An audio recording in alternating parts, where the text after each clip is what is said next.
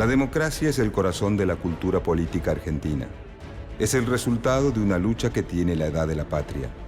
200 años de un difícil camino lleno de conquistas, pero también de interrupciones, fraudes, proscripciones y silenciamientos de la voluntad popular.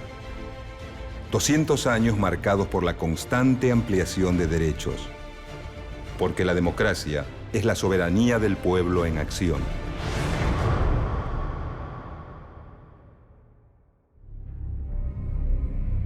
En sus comienzos, las prácticas electorales de la Argentina se diferenciaban mucho de las de hoy.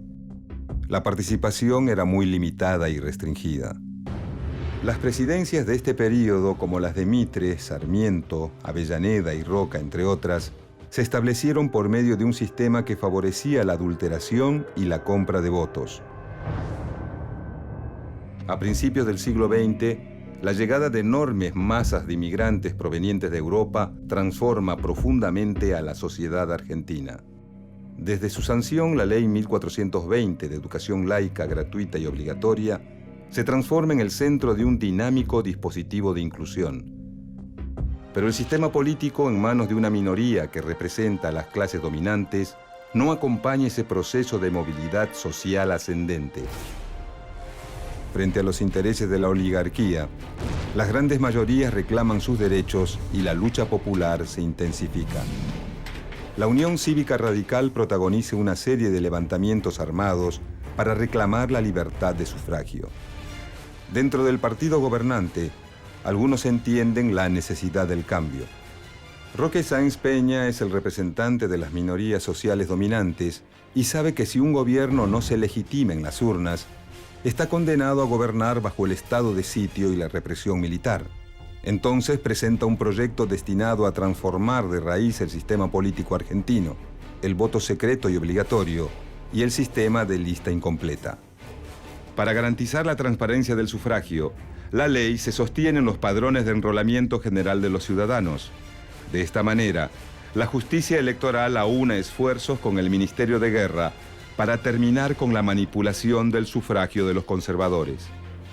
Sáenz Peña cree que, de todas formas, una vez consolidada la reforma, el partido conservador al que él pertenece vencerá en las elecciones. Finalmente se aprueba la Ley 8.871, la Ley Sáenz Peña, un momento clave en la ampliación de derechos políticos que sienta las bases de la democracia moderna en Argentina. En 1916, llega por primera vez a la presidencia alguien elegido por el voto masivo de las clases populares, Hipólito Yrigoyen. Los conservadores pierden el poder y se retiran de la escena, pero más temprano que tarde regresarán a obtener por la fuerza lo que no pueden conseguir con los votos.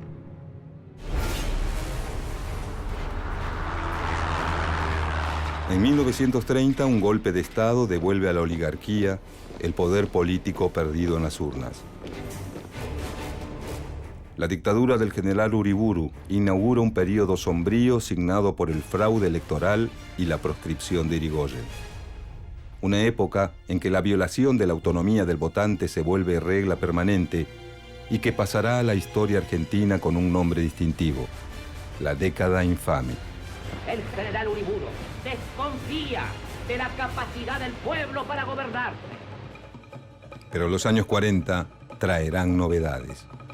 Del grupo de oficiales que salta a la escena pública en 1943, uno se destaca sobre el resto: Juan Domingo Perón. Su impronta, su carisma y sus decisiones políticas rápidamente lo convierten en el referente de los sectores trabajadores que vienen de años de enormes injusticias y humillaciones. Perón los escucha, los contiene, les garantiza derechos, atiende sus reclamos. Esa relación tan intensa entre el pueblo trabajador y Perón queda sellada en una fecha en la que la historia del siglo XX parece partirse en dos: el 17 de octubre de 1945.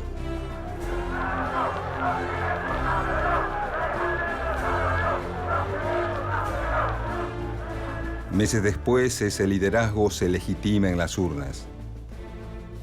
Con Perón en la presidencia, se produce el segundo gran hito en la historia de la ampliación de derechos políticos, el voto femenino. En la figura de Eva Perón se encarna la lucha de más de medio siglo de las mujeres argentinas.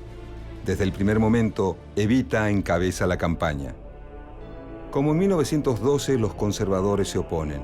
Argumentan que si la mujer vota, corre peligro la armonía familiar y que el voto femenino es el primer paso para que las mujeres se organicen en un partido contra los hombres.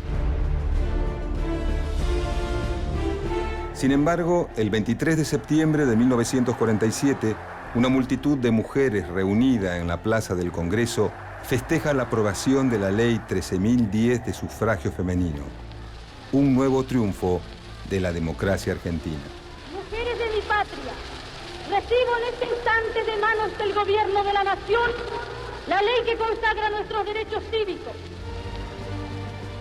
La masiva concurrencia femenina a la primera elección supera cualquier expectativa. A pesar de su delicada salud, Eva Perón vota por primera y última vez en aquella jornada histórica.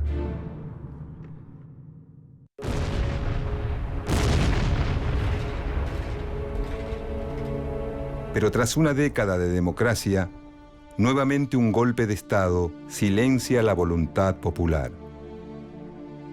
Queda prohibida en todo el territorio de la nación la utilización con fines de afirmación ideológica peronista efectuada públicamente o propaganda peronista, ya se trate de individuos aislados o de grupos de individuos. Se considera especialmente violatoria de esta disposición la utilización de la fotografía, retrato o escultura de los funcionarios peronistas y sus parientes, el nombre propio del presidente depuesto y las expresiones peronismo, peronista, justicialismo, justicialista, tercera posición. Las composiciones musicales Marcha de los Muchachos Peronistas y Evita Capitana, y los discursos del presidente depuesto o de su esposa.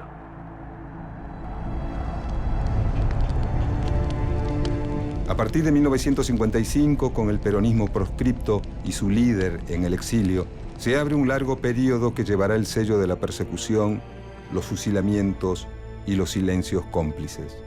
Una época de gobiernos tutelados, surgidos de elecciones donde la opción mayoritaria está proscripta. Gobiernos que, ante el más mínimo gesto de autonomía, serán derrocados por golpes que cada vez que se producen, arrasan no solo con el Ejecutivo, sino que intervienen arbitrariamente en el Poder Legislativo y en el Poder Judicial. En este escenario, emerge con nitidez la influencia de los medios de comunicación y su capacidad para intervenir en la escena pública. Son años de clausura de los espacios de participación. Sin embargo, la lucha social, lejos de detenerse, aumentará ante cada golpe hasta volverse imparable. Después de 18 años de prohibiciones, pero también de lucha y resistencia, renace la participación democrática.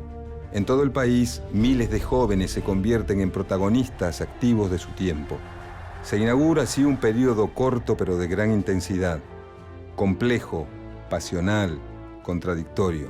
Un ciclo que se cerrará de la peor manera.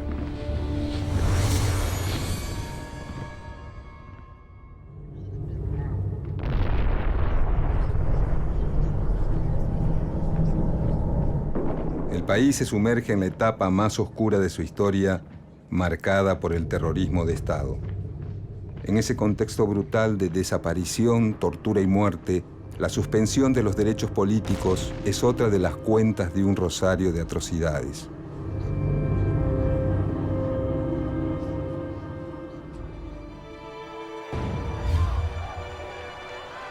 El regreso a la democracia se asume por todos como un compromiso inquebrantable de defensa de la vía institucional. Son años de recuperación de las heridas profundas y, sobre todo, de consolidación democrática. 1989. Raúl Alfonsín le entrega su mandato al presidente electo Carlos Menem. Es la primera vez, desde la sanción de la ley Sáenz Peña, que un presidente de un signo político le entrega el mando a uno de otro partido. En 1994, la reforma constitucional vuelve a ampliar derechos. y aunque a veces ganó la bronca y la crisis puso en dura prueba nuestro credo, la democracia se fortaleció en la última década.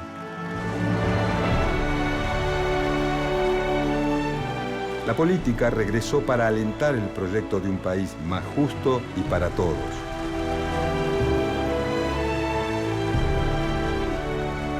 La celebración de elecciones primarias abiertas y simultáneas es un paso clave para la calidad institucional de nuestra democracia. La distribución equitativa del espacio de comunicación audiovisual pone fin a la injusticia que se vivía en cada elección, en la que los candidatos que más se escuchaban en campaña eran los que mayores recursos económicos tenían. Estas son demostraciones contundentes de que la ampliación de los derechos políticos no se detiene. Esa lucha ya centenaria, que logró incorporar a los sectores populares, a las mujeres, a los pueblos originarios, a los privados de su libertad, a los compatriotas que viven en cualquier lugar del mundo, es la misma que hoy batalla por incluir a las nuevas generaciones de argentinos que quieren ser protagonistas de su tiempo, mojones de un camino iniciado hace más de 100 años.